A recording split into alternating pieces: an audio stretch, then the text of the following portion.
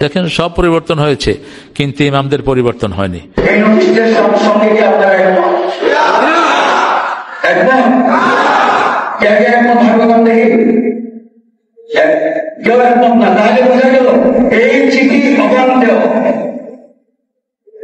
আজকে এই নির্ভর থেকে মসজিদ কমিটির সকল সদস্যদের পক্ষ থেকে, ইমাম খতিবের পক্ষ থেকে, সমস্ত মুসলিমদের পক্ষ থেকে এটাকে অবাঞ্ছিত ঘোষণা করা হয়েছে।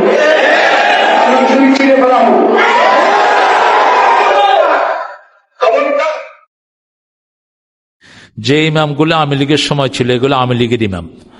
এগুলোর ভিতরে অনেকগুলো দুষ্ট, এগুলো 14 রকমের চেহারা নিয়ে সেখানে টিকে আছে। এই জন্য ওই সময় যেগুলো আসছিল বড় বড় মসজিদে খতিব, এগুলোকে গর্দানা ধরে বের করে দেওয়ার ব্যবস্থা করা উচিত। কারণ এরা বহুরূপী, এরা যখন যেটা তখন সেটা। সেজন্য আমরা যেন আমাদের আদর্শের উপর অটল থাকি।